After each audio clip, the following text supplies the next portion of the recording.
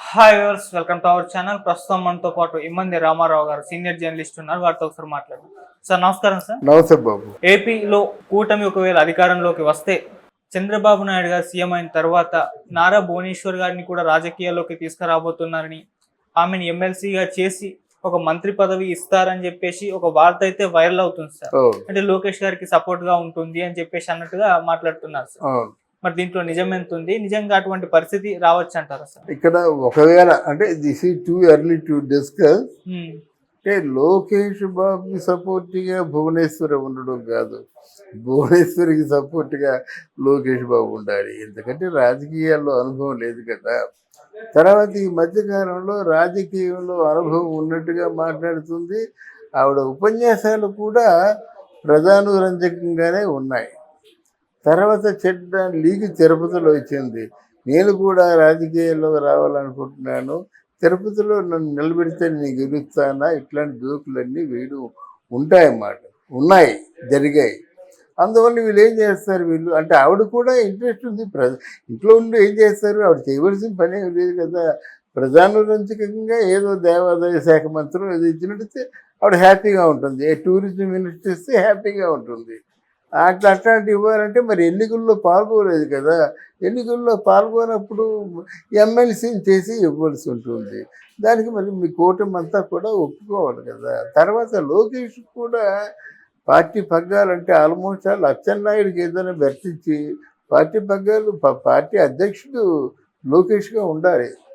ఎందుకంటే పార్టీ అధ్యక్షుడు లోకేష్ లేకపోతే అసలు పగ్గాలు పట్టుకోవాల్సింది ఆయన కదా ఉంటుంది. లోకేష్కి కూడా మంచి బెర్త్ ఉంటుంది.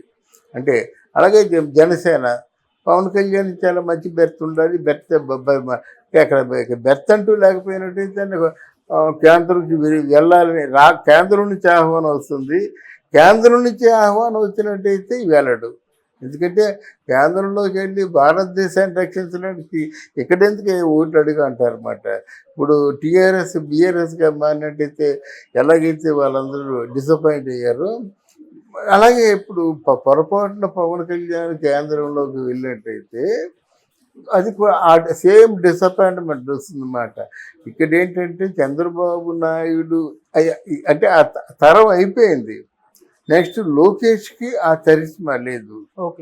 తారక్ రాజకీయాల్లోకి రాడు. ఎంతమంది మాట్లాడుకుంటున్నా తారక్ని రాజకీయానికి ముడిపెట్టి మాట్లాడుకోవడం అది కుదరని పని. అక్కడ 100 కోట్లు 200 కోట్లు వస్తున్నప్పుడు ఈ రాజకీయాల గురించి నువ్వు ఎందుకు మాట్లాడుకోవాలి, అవసరం లేదు. అందువల్ల ఇక్కడ లోకేశ్వరికి బెర్తివ్వడం ఖాయం. అలాగే ఈయన్ని అధ్యక్షుడిని పార్టీ జాతీయ అధ్యక్షుని చేయడం కూడా చంద్రబాబు కొంత విశ్రాంతి తీసుకుంటాడన్నమాట, ఉంటాడు. నెక్స్ట్ పార్టీ పగ్గాల బాతులు లోకేష్ గారు చెప్తాడు. ఈలోగా ఆయన ఏమన్నా సర్దుకొని పార్టీతో బాగా ఉన్నట్టయితే పర్వాలేదు. లేకపోతే పవన్ నెక్స్ట్ ఉన్నాడు, పవన్ అందుకుంటాడు. పవన్ అందుకుంటే పవన్ని మోదీ అందుకుంటాడు. అందుకొని మొత్తం టోటల్ ఎన్డీఏ కన్వీనర్గా ప్రస్తుతం చంద్రబాబు నాయుడు పేరు వస్తుంది. రేపు పొద్దున్న ఎన్డీఏ కన్వీనర్గా పవన్ కళ్యాణ్ వచ్చినా ఆశ్చర్యపోనక్కర్లా. ఎందుకంటే బాగా ఉత్తేజకరంగా స్పీచ్ ఇస్తాడు. ప్రజా చైతన్యం వస్తుంది, చూసే ప్రజల్లో బ్లడ్ ఉడిగిపోతుంది, భాషలు వచ్చు, ఇన్ని కలిసి వస్తాయన్నమాట. కనుక రాజకీయ నాయకులు ఎప్పుడు ఏ పని చేసినప్పుడు కూడా వాళ్ళ అనుకూలంగానే చేసుకుంటారన్నమాట. కానీ ఈసారి ఎన్నికల తర్వాత ఉన్నది అసలు అంటే ముందున్నది ముసళ్ళ పండగ. వీళ్ళు ఎవరెవరికి ఏ బెర్త్ ఇచ్చారో ఆ బెర్త్ వాళ్ళకి సాటిస్ఫాక్షన్గా ఉందా లేదా, అబ్బాయి ఇది ఎందుకంటే అంటే ఇప్పుడు లక్ష్మీభారతికి ఇచ్చిన బెర్తలు ఇచ్చారనుకోండి, ఎందుకు రూపాయి రాదు, కానీ డబ్బులు ఖర్చు రోజు టీలకి కాఫీలకి అన్ని. అలాగే బెర్తలు కాకుండా పనికొచ్చే బెర్తలు ఇవ్వాలి. అయితే మునపటి రోజుల్లో కాకుండా మినిస్టర్ అంటే మొత్తం టీం ఎక్కువ పెద్ద ఉంది. ఒక 30 వరకు వెళ్ళవచ్చు మంత్రులు అందరూ కలిస్తే. ఒక 30 బీజేపీ కానీ తెలుగుదేశం కానీ కూటమి కానీ కూటమిని సపోర్ట్ చేసేవాళ్ళు కానీ వెళ్ళొచ్చు. నామినేటెడ్ పోస్టులు మొత్తం ఒక 50 వరకు ఉంటాయన్నమాట. 50లో 1/3 అంటున్నారు జనసేనకి. అంటే ఒక 50లో 15 వరకు వీళ్ళకి ఉండొచ్చు అన్నమాట. 15, 17 అలాగ ఉండొచ్చు అన్నమాట. రాబోయే ఎన్నికల్లో ఇది కీలకమైన అంశం. సార్ అంటే ఇప్పుడు లోకేష్ గారికి కూడా ఏమైనా మంత్రి పదవి ఇచ్చే అవకాశం ఉందంటారా సార్? మంచి పద్ధతి ఇవ్వాలి కదండి. అంటే జాతీయ అధ్యక్షుడితో పాటు మంత్రి పదవి ఇవ్వకుండా ఉంటే ఎలాగవుతుంది? అది ఇప్పుడు పవన్ కళ్యాణ్ కాదు కదా, అనకాపల్లిలో ఒకసారి వాళ్ళ అన్నయ్యని ప్రకటించేసి, లేదు అనకాపల్లి కాదు తిరుపతి అని ప్రకటించి అసలు ఏమీ లేదని చెప్పేసినట్టు జనసేన కాబట్టి ఆయన నాగబాబు కాబట్టి ఊరుకున్నాడు. కానీ అదే బయట వాళ్ళు అయితే ఊరుకుంటారు, రెబల్ అయిపోరు. అందుకు ఇక్కడేంటంటే పార్టీని నిలబెట్టుకోవడానికి, పార్టీ కంట్రోల్లో ఉంచుకోవడానికి డెఫినెట్గా లోకేష్కి కీలకమైన ఇప్పుడు ఈ రెవెన్యూ ఇస్తారు, వారికి కీలకమైన రెవెన్యూ ఇస్తారు, మంచిది. లేకపోతే మున్సిపాలిటీ శాఖ ఇవన్నీ ఉన్నాయి కదా. కనుక ఓవరాల్గా కూటమికి బొటాబొటిగా సక్సెస్ వస్తుందని మనం చెప్పుకోవచ్చు. ఎందుకంటే ఆ సర్వే చేసే విధానం, చెప్పే విధానం అంటే this is the least figure అన్నమాట అని మనం నమ్ముతున్నమాట. అంతకంటే నేను ఇంకొక క్లూ నాకు ఏమనిపించిందంటే, ఎప్పుడైతే అమిత్ షా ఆంధ్రాలో కూటమి గెలుస్తుంది అన్నాడో, అంటే రెండో ఎగ్జాంపుల్ ఇది. కూటమి గెలుస్తుందని ఆయన ఎలా చెప్తాడు? చెప్పకూడదు కదా. ఆంధ్రదేశంలో కూడా చాలా బాగుందని చెప్పాలి, లేకపోతే ఇంకేదో వాళ్ళు గెలుస్తారు వీళ్ళు గెలుస్తారు చెప్పాలి. విధంగా వాళ్ళ చేతుల్లో ఉంటుందని నేను నమ్ముతాను. ఎందుకంటే ఆ కౌంటింగ్ ఫిగర్స్, ఫిగర్స్ వాళ్ళు తెలిసిపోతుంది వాళ్ళకి. కనుక మోదీ చెప్పిన మాటైనా, అమిత్ షా చెప్పిన మాటైనా, చూసాయిగా చెప్పినప్పుడు కూడా, ఒక చిన్న లీక్ ఇచ్చినప్పుడు కూడా దాన్ని క్యాచ్ చేశాను నేను. అంటే వాళ్ళు తెలియకుండా చెప్పరు. అయితే వీళ్ళు గెలిస్తే మాత్రం ఊహో అనేలా గెలవరు, మేజీ ఫిగర్తో గెలుస్తారు అనే ఉద్దేశంతో నేను చెప్పాను. కానీ సర్వేని నమ్మకూడదు అని చెప్పకూడదు. మరి ఆ సర్వేని బట్టి కదా రిజల్ట్స్ వస్తున్నాయి.